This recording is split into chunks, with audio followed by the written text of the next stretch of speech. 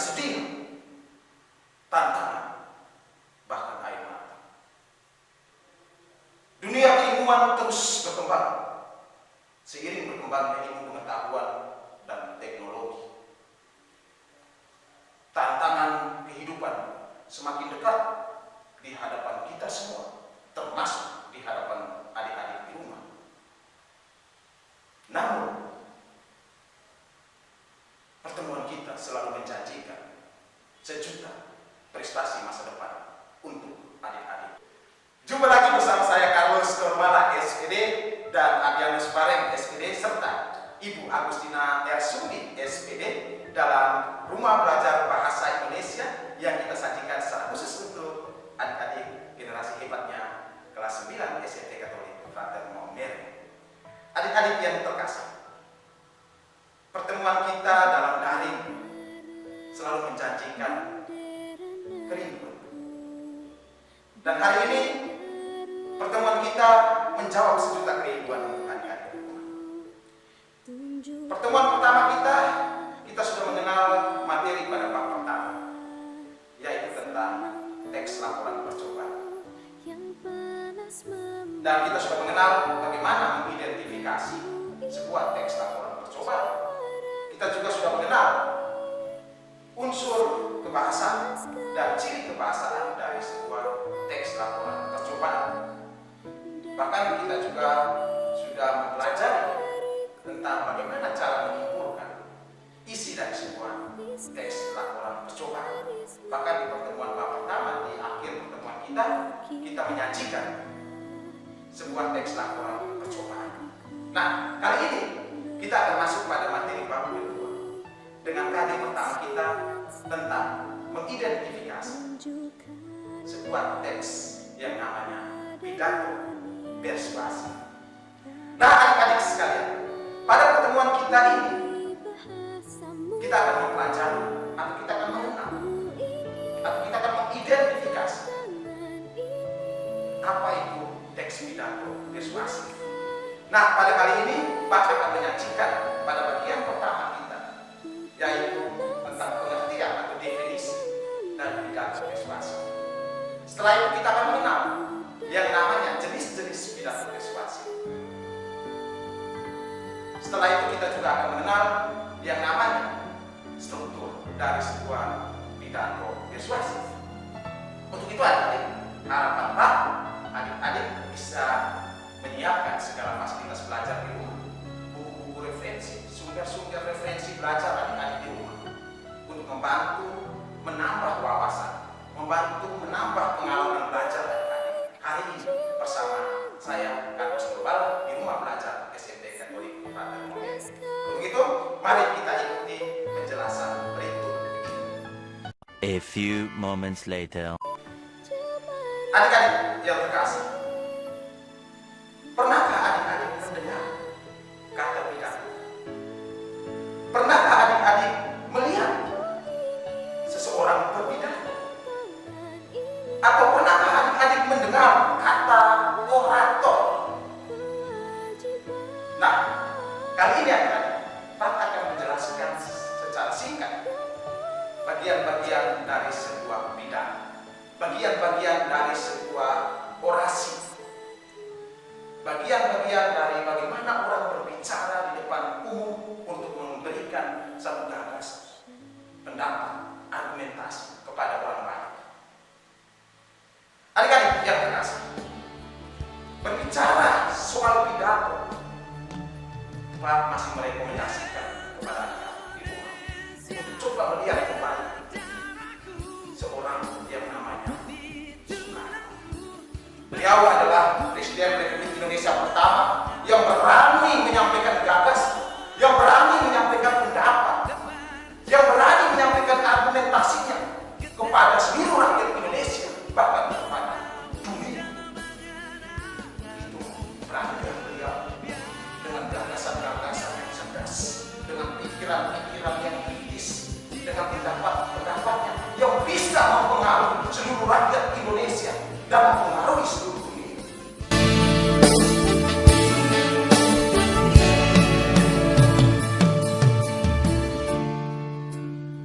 biarpun malam itu aku menggali di dalam ingatanku, menggali di dalam ciptaku, menggali di dalam khayalku, apa yang terpendam di dalam bumi Indonesia ini, agar supaya sebagai hasil dari penggalian itu dapat dipakainya sebagai dasar daripada negara Indonesia merdeka yang akan datang. Sudah terbukti bahwa Pancasila yang saya gali dan saya persembahkan kepada rakyat Indonesia, bahwa Pancasila itu adalah benar-benar satu dasar yang dinamis, satu dasar yang benar-benar dapat menghimpun segenap tenaga rakyat Indonesia, satu dasar yang benar-benar bisa mempersatukan rakyat Indonesia itu untuk bukan saja mencetuskan revolusi, tetapi juga mengakhiri revolusi ini dengan hasil yang baik. Maka aku adalah sebenarnya utusan, wakil daripada revolusi Indonesia. Revolusi Indonesia ini bukan revolusi Soekarno, tetapi revolusi daripada seluruh rakyat Indonesia, dari Sabang sampai Merauke. simfoni padaku selaras dengan simfonimu. Nah, pertanyaan apakah orang berpidato memiliki keterampilan dari lahir? Bagi Pak, tidak ada. Keterampilan berpidato adalah keterampilan berbicara. Dan itu tidak dibawa sejak lahir, tapi itu dipelajari dalam kehidupan keseharian kita. Dan anak-anak harus belajar sungguh-sungguh jika ingin menyajikan atau menyampaikan pidato secara baik, seperti seorang Soekarno. Sehingga itu tadi berbicara soal pidato ini adalah salah satu keterampilan berbicara. Jadi kalau kita bilang pidato itu apa? Pidato itu adalah keterampilan berbicara. Salah satu bagian dari keterampilan yang kita pelajari di dalam materi bahasa Indonesia yaitu aspek berbicara. Sehingga bicara tentang pidato berarti kita berbicara tentang bicara. Berbicara tentang pidato berarti kita berbicara tentang bicara. Untuk itu Pak akan mengulas apa itu sebenarnya pidato. Pidato adalah keterampilan berbicara, kemampuan berbicara di hadapan publik, di hadapan orang banyak. Untuk apa adik-adik? Untuk menyampaikan gagasan, untuk menyampaikan pikiran-pikiran, untuk menyampaikan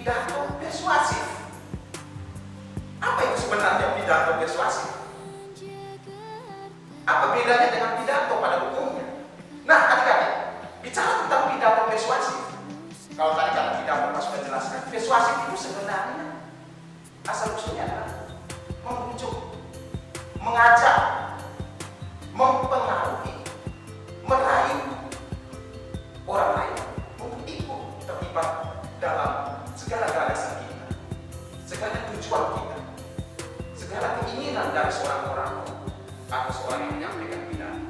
Sehingga ibarat kalau bicara soal pidato persuasif, berarti keterampilan berbicara di hadapan umum untuk menyampaikan gagasan, pikiran, pendapat kepada orang lain yang dilengkapi dengan bukti-bukti. Ulangi, dilengkapi dengan bukti-bukti, data-data, fakta-fakta, contoh-contoh, dengan tujuan apa dia? Untuk mempengaruhi, mengajak orang lain mengikuti pemikiran, pendapat dari kita sebagai seorang orang. Jelas? Kalau jelas, maka Pak menguraikan lagi beberapa jenis pidato berdasarkan konteks isinya. Selain adik-adik mengenal yang namanya pidato persuasif, adik-adik juga akan mengenali jenis pidato yang namanya pidato informatif. Nah, apa bedanya? Bedanya pada bagian isi atau bagian tujuannya.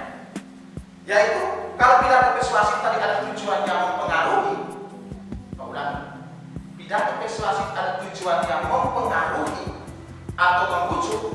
Pada pidato informatif, dia punya tujuan hanya memberitahu, menginformasikan agar orang lain tahu, tanpa ada unsur mempengaruhi, tanpa ada unsur mengajak. Jadi dia hanya sebatas memberitahu sesuatu yang mungkin belum diketahui oleh orang banyak, diberitahukan kepada publik. Itu yang namanya pidato informatif. Isinya adalah hanya sekedar memberitahu. Ada lagi satu jenis pidato yang namanya pidato rekreatif. Nah, pidato rekreatif ini sebenarnya tujuannya adalah memberikan hiburan semata, membangun keluarga. Jadi pidato rekreatif ini pidato yang lebih pada memberi hiburan.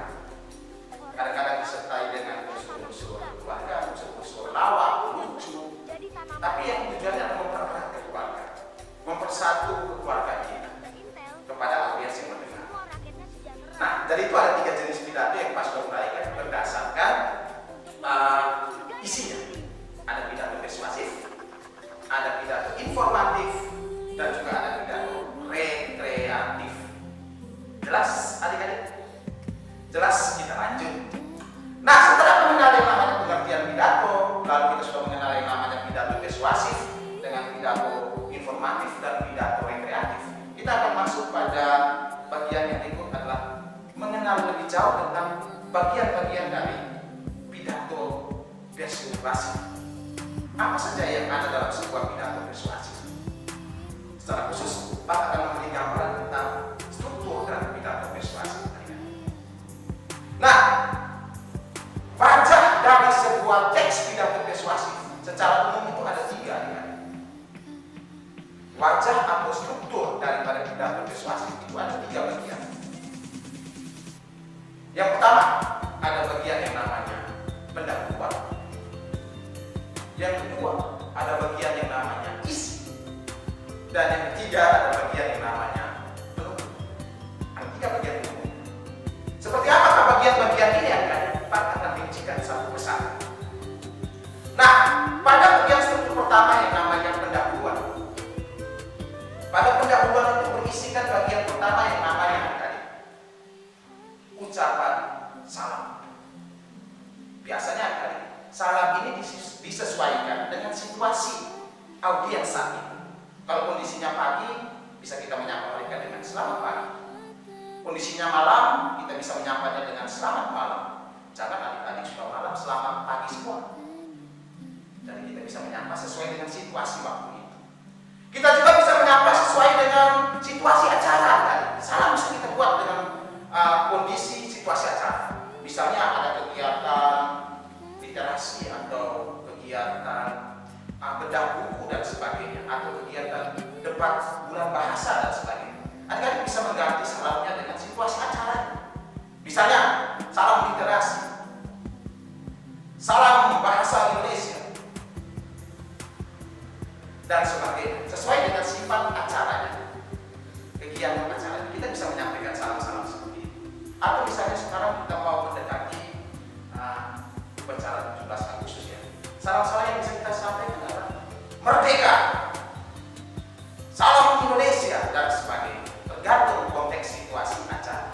Jadi ingat adik-adik, bagian salam pembuka disesuaikan dengan situasi waktu audiens dan disesuaikan dengan situasi acara. Jelas adik-adik?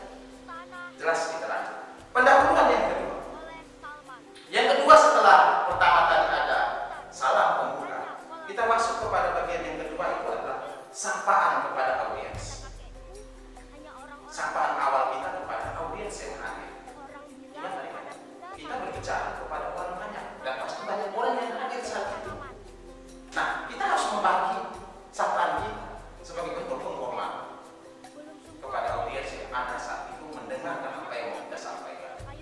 Sehingga adik-adik untuk memberikan sapaan ini, adik-adik harus bisa mengenal audiensnya.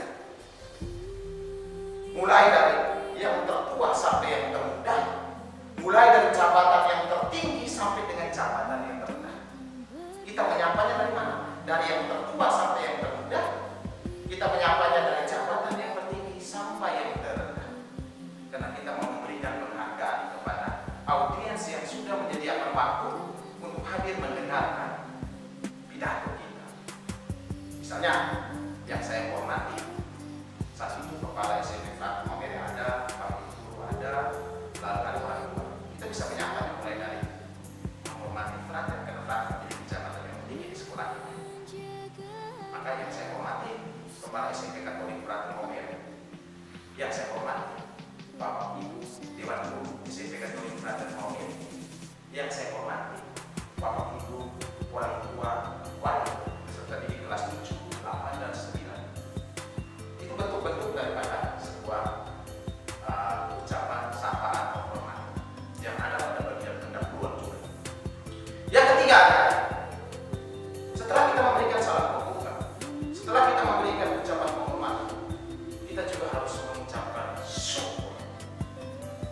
Karena kita masih bisa diberi kesempatan untuk bertemu dalam sebuah ruang publik untuk mendengarkan pidato atau untuk memberitahukan apa yang menjadi gagasan atau pikiran kita kepada orang banyak. Untuk itu kita harus memberi syukur kepada siapa? Kepada Dia yang memiliki kuasa. Dia yang masih memberikan kesempatan untuk kita hadir bersama kepada Tuhan. Maka biasanya dalam ucapan syukur, seorang orator biasanya mengucapkan puji syukur kepada Tuhan. Syukur kepada Tuhan. Aku bersyukur kepada Tuhan karena hari ini Tuhan masih memberi kesempatan kepada kita untuk bertemu, kita untuk berjumpa, dan sebagainya dan sebagainya. Bisa paham adik-adik? Jadi ada 3 bagian penting dalam sebuah pendahuluan, yaitu tadi ada ucapan salam atau ucapan salam pembuka. Yang kedua ada sapaan-sapaan, dan yang ketiga ada ucapan puji syukur kepada Tuhan. Sekarang kita masuk pada bagian inti. Struktur yang kedua adalah bagian inti. Kalau pada bagian inti ini adik-adik, ini sudah masuk pada tahapan inti pokok yang mau disampaikan oleh seorang orator kepada audiens. Apa yang mau disampaikan semuanya tertuang dalam bagian ini, disajikan dalam beberapa paragraf ini kepada audiens, sehingga audiens bisa mendapatkan informasi, bahkan audiens bisa terpengaruh dengan informasi dari seorang orator. Nah, ini ada pada bagian ini ya, bagian terpenting daripada sebuah pidato persuasi. Di dalam bagian inti atau isi pidato ini, biasanya seorang orator menyampaikan pikiran, pendapat, gagasan, argumen, termasuk juga bukti-bukti tadi, contoh-contoh tadi, kebenaran-kebenaran yang diangkat, fakta-fakta yang ditemukan, bahkan sampai dengan adik-adik mengajak, membujuk, mempengaruhi, itu ada pada bagian ini. Jelas adik-adik? Nah, sekarang kita masuk pada struktur yang ketiga, bagian penutup. Nah, adik-adik, pada bagian penutup ini juga ada beberapa bagian. Yang pertama, biasanya ada kesimpulan umum daripada isi pidato kita. Hal-hal ini yang kita bahas pada bagian struktur kedua tadi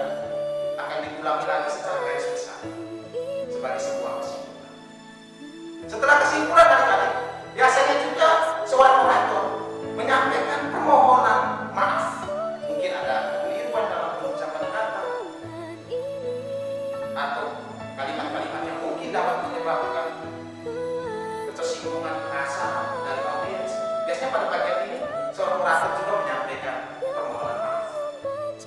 Lalu ada juga pada bagian struktur yang ketiga ini, penutup ini, ada juga yang namanya ucapan terima kasih. Dia juga mengucapkan terima kasih kepada audiens yang sudah mendengarkan dan sebagainya. Bahkan di bagian penutup ini juga ada yang namanya salam penutup. Tergantung konteks salam penutup kita apa, biasanya diakhiri dengan salam penutup juga seperti ini. Jelas sekali kan?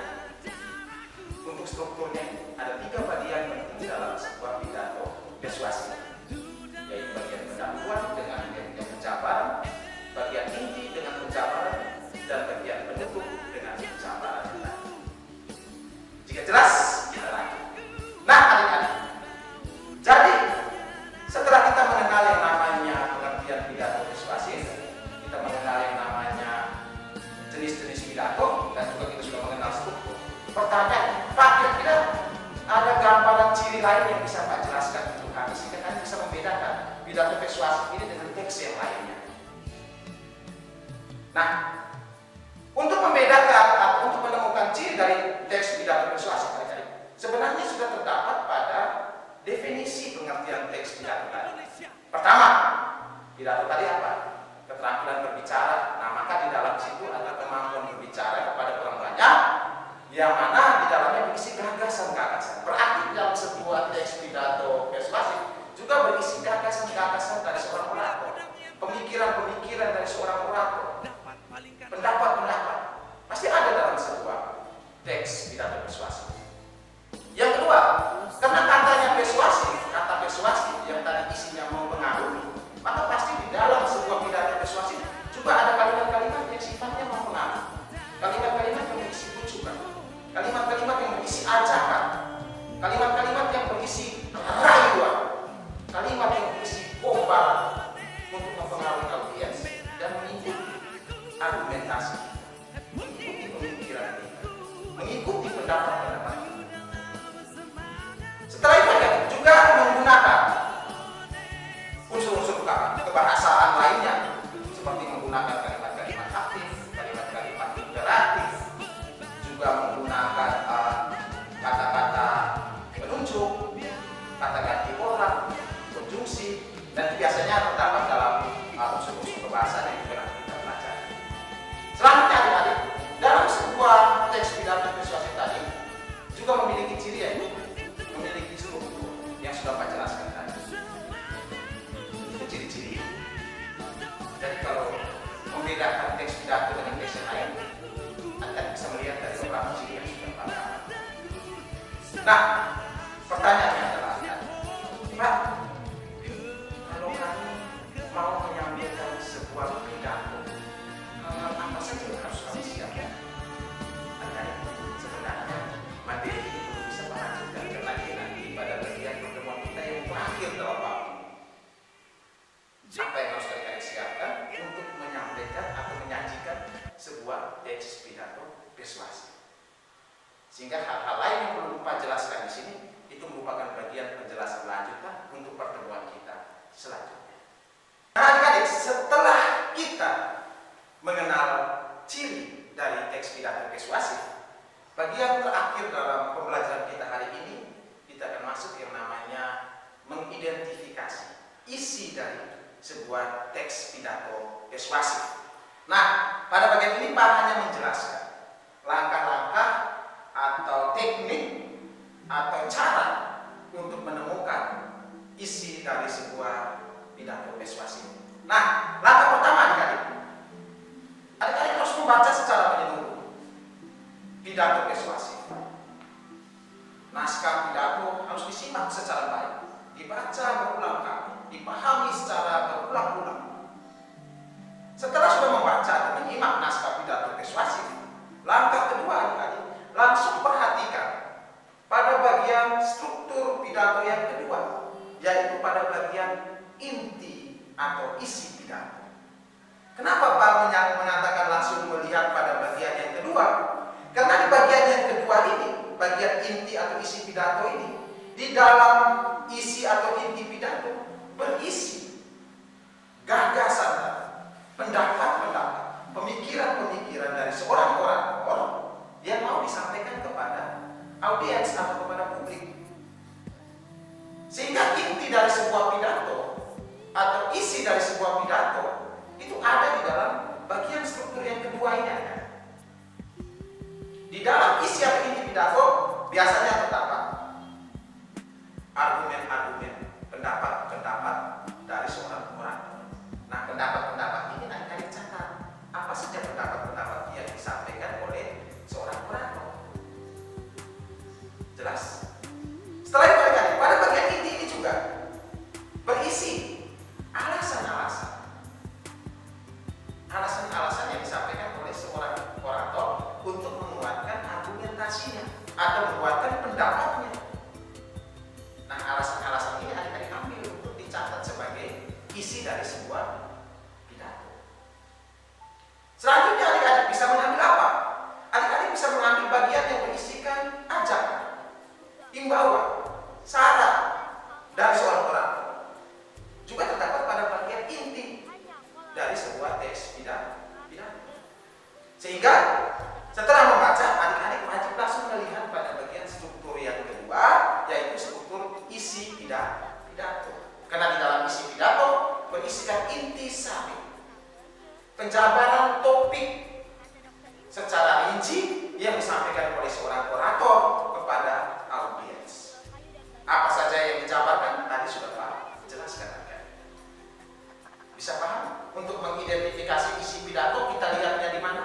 Lihat pada bagian kedua, yaitu pada bagian isi pidato. Nah, nanti adik-adik bisa lihat pada contoh buku Erlangga pada halaman-halaman teks pidato persuasif. Adik-adik bisa lihat kembali. Kira-kira inti atau isi sari, isi dari sebuah pidato persuasif itu ditemukan pada bagian yang mana? Yang jelas Mas Basadikan tadi ditemukan pada bagian kedua, yaitu pada bagian isi pidato. Nah, setelah itu adik-adik, jika adik-adik sudah menemukan isi atau intisari dari pidato tadi, adik-adik bisa menggabungkan isi-isi intisari tersebut dalam satu paragraf atau dua paragraf sebagai sebuah isi dari sebuah teks pidato persuasif yang sudah adik-adik baca atau sudah adik-adik dengar. Jelas adik-adik? Nah, itu langkah-langkah atau cara atau teknik untuk mengidentifikasi isi dari sebuah teks pidato persuasif. Nah, adik-adik, Pak sudah memiliki sebuah buku. Buku ini buku Erlangga ya, untuk adik-adik kelas 9, khususnya untuk buku menambah referensi belajar adik-adik di rumah selain buku yang disediakan oleh sekolah, dalam hal ini buku yang adik-adik pinjam dari perpustakaan sekolah kita. Nah, untuk latihan hari ini adik-adik, latihan kali ini Pak akan memberikan latihan yang adik-adik lihat dari buku Erlangga pada halaman. Adik-adik bisa lihat halaman 41 dan halaman 42 dari buku Erlangga ya, halaman 41 dan halaman 42 ada sebuah teks pidato persuasif yang akan adik-adik baca. Setelah adik-adik membaca teks pidato persuasif ini, adik-adik akan mengerjakan latihan.